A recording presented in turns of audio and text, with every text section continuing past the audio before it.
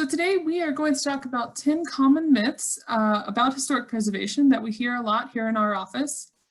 And so I'll be the first to admit that historic preservation can be a bit complicated. And so I don't think it's any wonder that there are so many misconceptions out there. So the goal of today's webinar is to hopefully explain why these myths exist and then discuss the truth behind them. So let's get to our first myth. Okay, myth number 1. You can't paint that purple. Or also, the Hysterical Society won't let me change my building or paint my building purple. So I think there's really 2 misconceptions behind this. First, how changes to historic buildings are regulated, and also what it means to preserve a building. So let's break down those 2 things. So the first thing to understand is that preservation happens on the local level. I mean, regulation. Preservation regulation happens on the local level. And that's going to be different for each city, town, county, across the country. So you really can't make a blanket statement about preservation. It's going to be based on the local ordinance and whatever properties have been designated under that ordinance. And the decisions are made by the local Historic Preservation Commission. Sometimes it's called a board. And sometimes those decisions are even made by the town or city council. So you'll hear me reference historic preservation commissions a lot today. So, you know, if you're going to insult them and call them the Hysterical Society, at least get the name right. It's the Hysterical Preservation Commission. And so I think it's easy to see why people believe this, because it is the case in some places. You know, there are places that might tell you, no, you can't paint your building purple. But it's definitely not all communities or even most, especially here in Colorado. We just don't see paint color regulated that often. And so speaking of regulation, there's different types and levels of review. As far as types, we have advisory. And so that's just a commission that's available if you need it. You don't have to take your project to them. But they might have certain incentives available to you if you do take your project to them. Then we have voluntary compliance, and that's just how it sounds. It's advisory only, but you do have to bring your project to the commission. So that's the minimum that we require for our Colorado certified local governments, if you're familiar with that program. Mandatory compliance, this is when you have to do what the commission says. And this is what I think a lot of people think of when they think of preservation regulation. But that's definitely not the case everywhere. So it's important to be aware of that difference. And so then we have different levels of review. And so this kind of looks at what types of projects are reviewed by the Preservation Commission. So again, we have advisory, that's optional. Basically, there's no standard for what has to be taken to them. Demolition review, this is when a commission might be able to stop a demolition, but they don't have any control over changes to properties. And then design review, that's the most common, the one most people think of. And again, that could still be voluntary compliance. So the Preservation Commission is going to say, they're definitely going to review your project, but you don't have to do what they say. So as you can see on the graph here, it really varies from community to community, how they're going to regulate preservation in their community. And as you can see, it can get very complicated and each one is different. You know, here in Colorado, we have over 100 communities with local preservation ordinances, and they're all different. So it's important that you just do the research into your community and understand what the rules are there.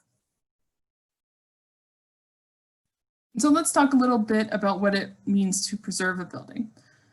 So here in the United States, we have a shared set of guidance for maintaining, repairing, replacing historic building materials. And you might hear either of these 4 terms used to refer to historic preservation, but they each have a specific meaning. So preservation, this is basically the maintenance of a historic building, and that's the ideal treatment approach. This is probably the most common, you know, for a private homeowner that just wants to keep up their house. Restoration, that's bringing a building back to a certain point in time. And I think this is what a lot of people think about or think of when they think of historic preservation. But fortunately, that's just not the case. We really don't see this very often, and you won't see this as part of a local regulation because that's, you know, we all want buildings that we can use. We don't want them going back to 1886 or anything like that. So rehabilitation, also known as adaptive reuse, this is the most common one, the one most communities use in their design review process. And this is the alteration of a building for a new or updated use while retaining its historic character. So this provides you with the most flexibility, the most options for your historic building. And so that's the reason that this is the one we see most often. And then reconstruction is exactly what it sounds like, and we really don't see that at all in local regulation, fortunately. So overall, what I think for this myth, what you need to understand is that you can make changes to your building. That's expected that you'll make changes to your building. Most local regulations are just trying to retain those character defining features, and usually paint color is not one of those. So speaking of local regulation, we have myth number 2. You can't tell me what to do with my private property. We also hear this as, a design review is unconstitutional, or this process is unconstitutional. So zoning laws have been around since the early 1900s, and I think most places in the United States require various permits these days for building or having a driveway or any type and number of things. So there's all sorts of government regulations that have been put in place and deemed constitutional, and preservation regulations are no different. So if we take a look at the Constitution, it is the 5th and 14th Amendments that people point to when they're talking about these property rights. And so the 5th Amendment says that no person shall be deprived of life, liberty, or property without due process of law, nor shall private property be taken for public use without just compensation. And so the 14th Amendment kind of reinforces a lot of those ideas. So these refer to what we call due process and the takings clause, so taking property without just compensation. And so many court cases have been decided in favor of local preservation regulations and also therefore been deemed constitutional. The most famous of these is the 1978 Penn Central Station Company or Penn Central Transportation Company versus the City of New York. So the company wanted to build this giant addition that you see here in the drawing on top of Grand Central Station, and the city's Landmarks Preservation Commission said no. So the company sued them, and it went all the way to the Supreme Court. And as a result, the court came up with this ruling with a 3-part test of things to consider when they're deciding whether or not something's a taking. So the first is that the character of the government action. The second is the economic impact of that action on the property. And keep in mind that's the property, not the property owner. And number 3, the claimant's distinct investment-backed expectations. So this is definitely not a free pass for governments to just do whatever they want as far as regulating people's properties. And most communities have responded to this by having an economic hardship claim process built into their local preservation ordinance to basically address this issue up front. So, no one wants to go to court. So if you can address this issue up front, it's a lot easier. So both federal and state courts have ruled that historic preservation laws that prevent landowners from realizing the highest and best use of their property are not unconstitutional, as long as they can get a reasonable rate of return on their investment, or they can continue to use the property. Several courts have also ruled that a property owner must establish that they cannot recoup their investment in the historic property by selling or rehabilitating it. So for example, you might buy a designated house and you want to demolish it and sell the land that it's on for a new housing development. Someone's going to pay you a lot of money for that. So you take that to the Preservation Commission and they say no, but that's still not a taking because you knew it was designated when you purchased it, and you can still sell it and recoup your investment, even though you could make more money redeveloping the lot. So again, it's not the highest and best use, it's a reasonable return. So obviously I've way oversimplified this and I'm not a lawyer, but the moral of the story is local regulation is constitutional as long as it allows for due process and passes that Supreme Court test for what doesn't constitute a taking.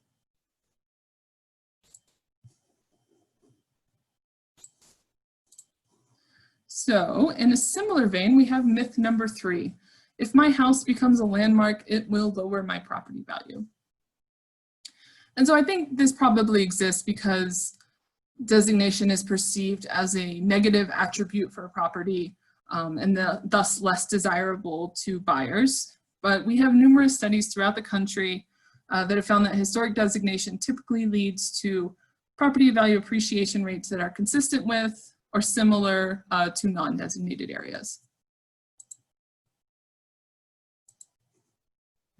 So if we take a look at the broader picture of property values in historic districts, this comes from Utah's 2013 economic benefit study.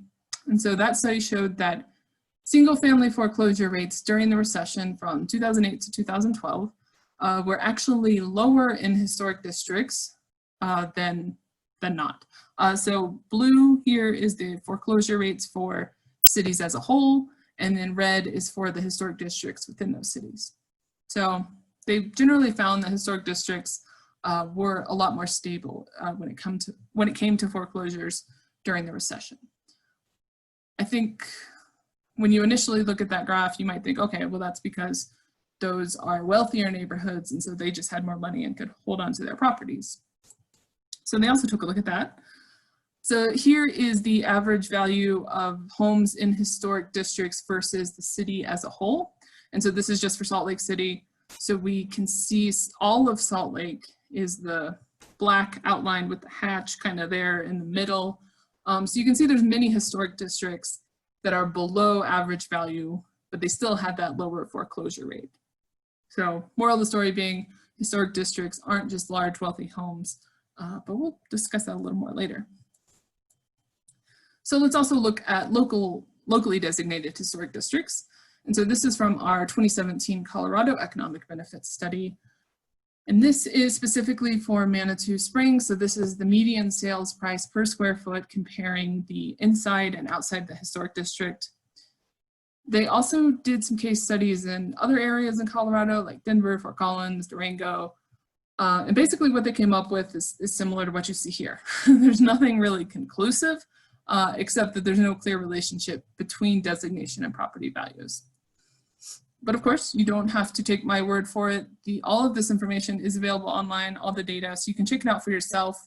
But overall, I wouldn't let this one keep you up at night. The data just doesn't support it. So speaking of protections, we have myth number 4. This site is on the National Register, so it's protected. Or the state will protect it. Or the state can stop this from being torn down. And I wish that were the case, but we really have no control. And I'm not entirely sure where this idea comes from, except for the fact that we at History Colorado, the State Historical Society, back in the day, we were able to obtain some historic sites and save them. But unfortunately, these days, that's just not a sustainable model for us. We definitely can't purchase every historic site and maintain it as much as we would like to. But what can we do? So part of the National Historic Preservation Act, Section 106 specifically, outlines a process for how federally funded or permitted projects must assess their impact on historic properties. And so this is similar to the way the federal government has to consider environmental impacts that they might be having. So here in Colorado, we have the State Register Act, which follows a similar process. But both of these processes ultimately, they can't stop a project from moving forward, but they are intended to hopefully avoid or mitigate impacts to historic properties. That's the overall goal of these. So just to reiterate from earlier, all those protections are really local. So here I've tried to simplify the effects of a designation for historic property, either on the National Register of Historic Places, the State Register of Historic Properties, or on your local register, whatever that might be called. Like I said before, each community is different, so that's why we have some maybes on this chart. So I highly recommend looking into what the rules are for your own community if you're interested in protecting a historic property or saving it. But again, We can't do anything to protect it. We're happy to advise you on what you can do, but it has to be done on the local level. So definitely get involved if there's a property you care about. So myth number 5, only pretty buildings are worthy of preservation. And I don't think most people, we don't hear people saying this outright, but there's definitely, we get that impression from some people, or I'll hear that something, well, this building's just not high quality, or it's just whatever, there's a million of these, we don't need to preserve it. And, there's good reason for this misconception, because that was often the case back in the day that, we were preserving the homes and places of business of wealthy white men and only them. But fortunately, that's not really how it works anymore, especially because, deciding what is a pretty building is very subjective, and we probably all like different buildings as well. So, like I said on the previous myth, when it comes to saving a building, it's really going to be up to having someone that cares about it. That's really the only thing that matters in the end. But we do have a formal process for how we decide, what is eligible for listing on one of these historic registers. And so without getting into the specifics of each level of historic designation, I think it's important to note that eligibility for the national and state registers and many local ones is based on significance and integrity. And so properties are evaluated for their significance using 4 national criteria, 5 state criteria, and then for your local register, there could be any number of criteria. So I've just put the 4 national criteria here to make it simpler. But as you can see, they're pretty vague, and they cover everything from agriculture to ethnic heritage to social history without saying those things explicitly. So criterion A, events or broad patterns of history. Again, that's super vague. That could be almost anything, and that's the beauty of it. Criterion B, associated with the lives of persons significant in our past. I think that's pretty straightforward. Criterion C, distinctive characteristics of a type, period, or method of construction, work of a master, or possesses high artistic values. And so this is where you might see those pretty buildings being significant, but you're also going to see engineering marvels like bridges or vernacular buildings that are representative of the group that built them that might not be seen as pretty to someone outside that community or even inside it, but they're still no less important. And then we have D, has yielded or is likely to yield information important in prehistory or history. So it doesn't even have to be a building, it can be an archaeological site. These are all things that we're working to preserve. So once you've established the significance, then you can take a look at the integrity. And so integrity is the ability of a property to convey its significance through its physical features or characteristics. So this is basically, what's left of the building that is associated with its significance that can help tell that story. So this by no means is saying that it needs to look original or as it did when it was first constructed. And integrity is going to mean different things for different buildings. So let's say a building is significant for its architecture, then yes, it's going to have, you're going to want it to have those details that it did when it was first constructed. Instead, if you're looking at a building that's significant for community history, and maybe it's been important to its community for 100 years, it's going to have changed over time. And you want it to reflect that 100-year history, not how it looked when it was first built, the full 100 years.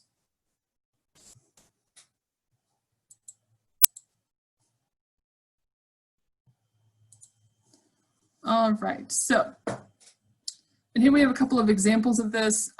This top one is the Fonda store, and this is on the state register, and it's significant because it was the center of commerce for this town, and it was geographically important. And as you can see, it's in bad condition. It's not looking its best. Maybe it's not pretty right now, but it's no less important to the community. And then we have the Chama SPMDTU Lodge Hall, which I'm not going to pronounce the full name and not do it justice. This is on the National Register of Historic Places. And it's significant because it was the local chapter house for the Hispano Labor Union. And it's also significant for its Adobe construction methods. And so neither of these buildings, I think, are particularly fancy, but are very important to their communities. Which is not to say that they are not pretty. Some of you might think so. But I'm just trying to broaden the perspective of what you might consider to be worthy of preservation. So it's not the building itself, but what happened in it that makes it important. So I would definitely encourage you to question anyone that perpetuates this myth that only pretty buildings should be preserved. You definitely want to expand your horizons on that one.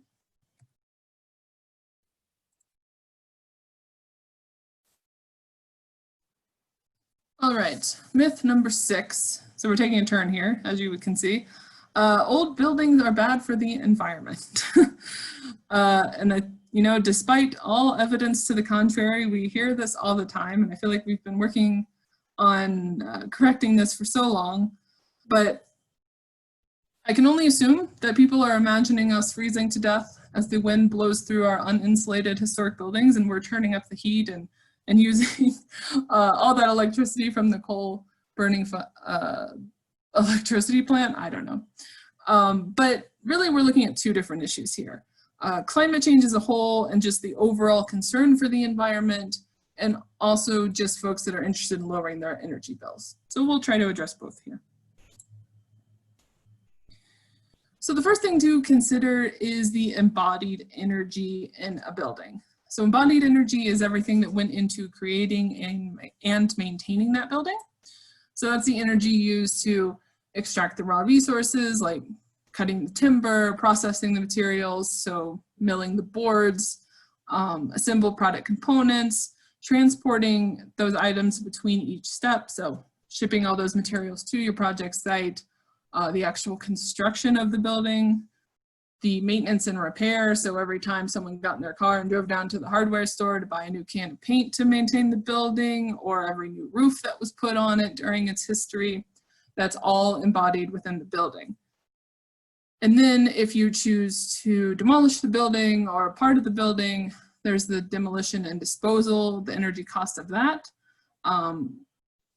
So by reusing historic buildings, we're utilizing the inherent embodied energy in those structures and limiting energy expended on new products.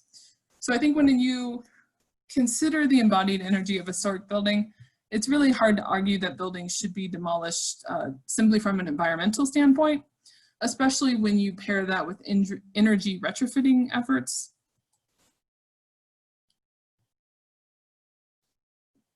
So, old buildings were often built with energy efficiency in mind. They just didn't call it that back in the day. And there's so many things that can be done to improve the energy efficiency of a building without affecting its historic integrity or its embodied energy. And so I highly recommend checking out our recent webinar on sustainability and historic preservation. It's on our YouTube page right now, and that was done by my lovely coworker, Jason.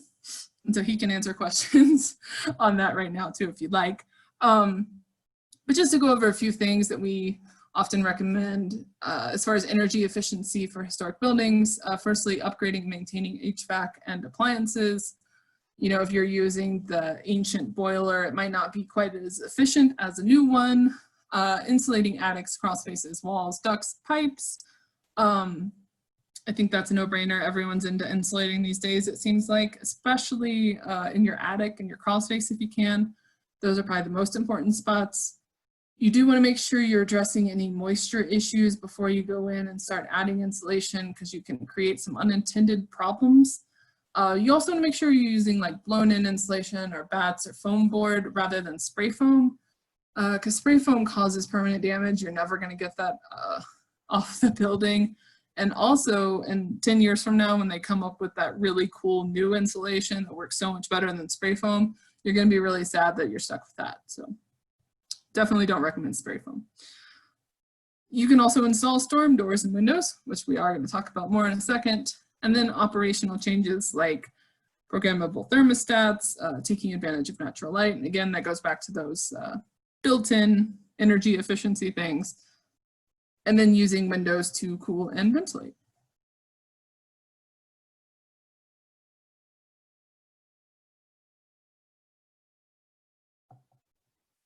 So speaking of windows, myth number 7, you have to replace old windows or you will lose tons of money. So I think we all know by now that windows are character defining features of historic buildings, but nonetheless, we hear this all the time that we need to replace our windows with high efficiency ones. And this is primarily talking about wood windows. There's a lot more to consider with other types of windows, other materials. And I think this myth exists because, window salesmen have just done their job really well. We've all seen the ads, we've all seen the commercials, maybe the guys come and knocked on your door, I don't know. But it's simply not true.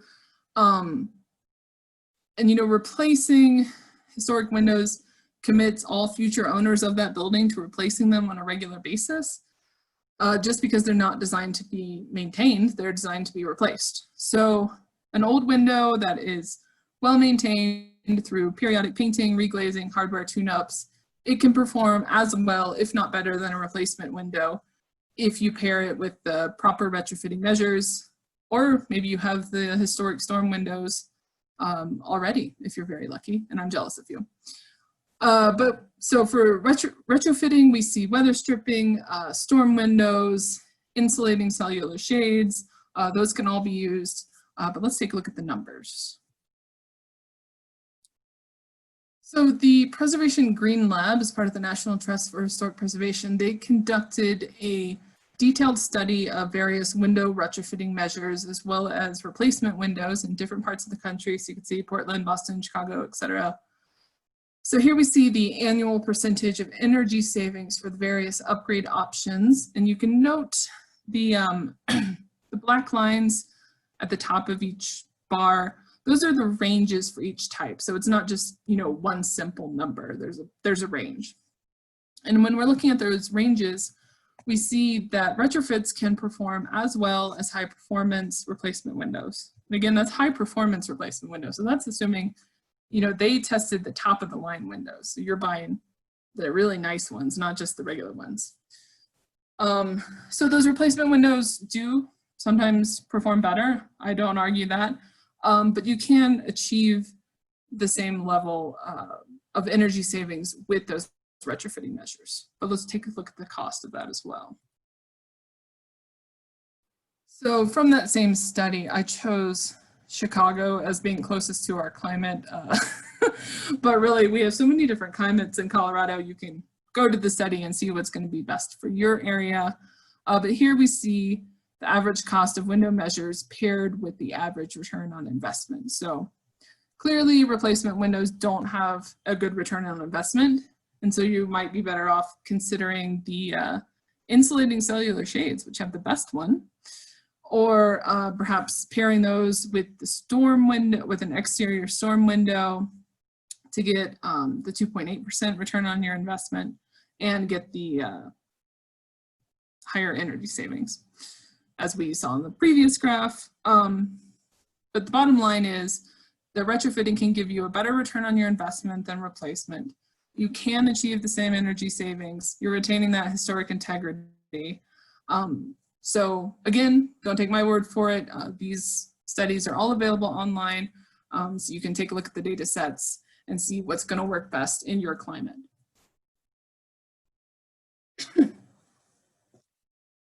And speaking of replacement windows, we have myth number 8. Maintenance-free materials will save me more money than historic ones. If only this were true. I think this myth exists because, that's just where our society is at these days. We're constantly told by advertising that, we want maintenance-free. We don't want to have to do anything. People just aren't into maintenance these days. But the question of whether or not this is saving you money is a little bit more complicated. And I think you really have to do the cost-benefit analysis for yourself and for your project, for your building, because it's going to depend. So here I've compared old materials and maintenance-free materials, which again, generally means you have to replace it, they can't be maintained. So old materials are usually meant to be repaired indefinitely. They're sustainable because they already exist. They do require periodic maintenance, so you're going to have to plan to be out there each year checking on your building and making sure those materials are still in good condition and doing any repairs necessary. They retain the historic character of the building. They're usually of higher quality, so we can think of old growth lumber. They're inexpensive to maintain most of the time, and again, that's maintain, not restore after 50 years of neglect. And then they're also irreplaceable, generally because, there were craftspeople involved that just don't exist anymore, or, trades that we just don't have anymore because no one's doing it. So if you compare that to the maintenance-free materials, again, those are designed to be replaced and not maintained. Or, maybe you can maintain them for a certain period of time, but at some point they're going to have to be replaced. Maintenance-free materials also create waste. Firstly, because you have to dispose of your historic materials, and eventually you'll have to dispose of those maintenance-free materials when the end of their life comes. They do require little to no maintenance, so I know everyone likes the vinyl siding that you can just spray down with the hose instead of having to go out there and scrape and paint your walls every 5-10 years. But unfortunately, that also destroys the historic character of the building because you're losing those historic materials, and oftentimes, those maintenance-free materials just do not match, despite some good efforts. Some try better than others for sure. The quality of your maintenance-free materials is going to vary as well. Some obviously are better than others, but generally it's going to be a lower quality than the historic materials. And then what I think is most important is you're going to have expensive upfront costs. And that's really where the cost comes in for the maintenance-free materials, is that you have to pay usually a pretty sizable sum upfront. And then maybe you don't have to pay anything for a while, but when that product reaches the end of its life, you're going to have to pay up again. So in the end, they might save you some money in the short term, but definitely not in the long term, and not the way your historic materials will if you maintain them. I would also be cautious of replacement materials, if you're buying a new building, not just because of that eventual high cost of replacement, but also because they're often used to hide underlying issues that a building might have. It's really easy to slap on that new siding to cover up any underlying issues or damage, so definitely keep that in mind. So myth number 9, old buildings are toxic and demolition is the only way to clean them up. I'm a little frightened how often I hear the buildings need to be demolished because they contain lead or asbestos. I'm not sure why this one exists, except just a visceral fear that a building you use every day might be harmful to you. I also see this myth pushed a lot when people want a building to be demolished, even though, let's think that concept through. So you have two options. You can preserve a building, possibly make some changes to it, or you can demolish it. Which of those two options is more likely to spread lead and asbestos out into the environment? Let's ponder that one for a moment. So of course, it's not as scary as it sounds. It's definitely something you want to take seriously, but I think you can really be empowered by having more knowledge on this topic. We always recommend people have buildings tested for lead and asbestos, so you're not worrying about something that's not there, but also so you know exactly what you're dealing with. And then you can perform a risk assessment. So what work needs to be done, what's going to be disturbed as part of that work, what's the eventual use of this building? Is it going to be a daycare center where we need to make sure there's not any lead paint anywhere in the building, or is it going to be a shop where people aren't going to be interacting with these surfaces? So once you perform that risk assessment, you can select the best treatment option. Encapsulation is usually the cheapest and easiest because you can just leave it there. The lead and asbestos isn't going to crawl out of the walls and try to get you. As long as you're just leaving it there, that's fine. Remediation, and we see this a lot for lead paint especially, and there's a lot of trained contractors out there that are certified to deal with lead paint, so I encourage you to find one of those. And then removal, which often isn't necessary unless, again, you're demolishing the building, in which case you're going to have to remove everything, which can actually be more expensive. So partial removal, mostly encapsulation, is often going to be a lot cheaper than removing everything during a demolition. But yeah, you're definitely going to hire certified professionals for all the work that you do when you're dealing with these materials, just to be safe. But it definitely doesn't, doom your building or your project and mean that it has to be demolished. And then myth number 10, historic buildings are expensive to maintain, or only skilled craftspeople can work on historic buildings. So if you joined me for the Maintaining Your Historic Home webinar a few weeks ago, you already know I don't think this is true. But I think this myth exists because most people, again, aren't into maintenance anymore. And because, we're overcoming decades and decades of deferred maintenance on a lot of historic buildings. Because again, we're not into maintenance anymore. But as I spent a lot of time saying in that previous webinar, historic preservation is the ultimate DIY project. Most routine maintenance can be performed by the average homeowner.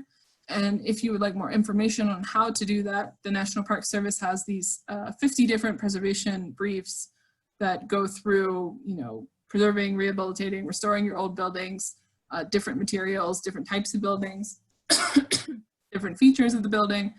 And those are all available for free online. And what I like about those too is they'll also tell you, when do I need to hire an expert? When am I in over my head? That's just as important to know.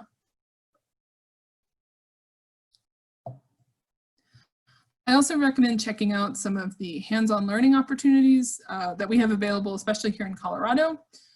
We have the brand new Rocky Mountain Center for Preservation, and they are offering some online webinars right now and hopefully in-person workshops here in the future. And so that's definitely something you'll want to check out, what they have coming up. And you can, I think the easiest way to find them is just to Google their website. HistoriCorps is another great organization, also based out of Colorado. So this is basically a volunteer workforce that's working to preserve historic buildings on public lands. So if you sign up for one of their projects, you could go, camp for a weekend or maybe a week in the backcountry of the National Forest and have all your meals given to you and learn this new skill and work on a building. So it's a great opportunity. Highly recommend checking them out. And they are doing projects right now. And then if you would like a paid or something you have to pay for, BobYap.com, he has his own preservation school out in Missouri. And so you could get some hands-on one-on-one instruction there. And of course, we also have incentives for historic preservation. There's funding available to help you with your project, depending on the building and what needs to be done. So on the local level, you might have sales tax rebates, low zero interest loans, exemptions and variances, technical assistance, easements, property tax rebates, or grants. Again, it's all going to depend. So check with your local government or your local preservation organization, whatever that might be. And then on the state and federal level, we have some similar incentives, state and historic preservation tax credit, the state historical fund grants. The Colorado Historical Foundation has their revolving loan program, and then there are federal rehabilitation tax credits for commercial properties. So again, I think the moral of the story is that preservation doesn't have to be expensive, and don't be afraid to be creative and just get your hands dirty when you're trying to approach how to fix a historic building. So hopefully I have address these 10 myths for you. I know I went through those really quickly.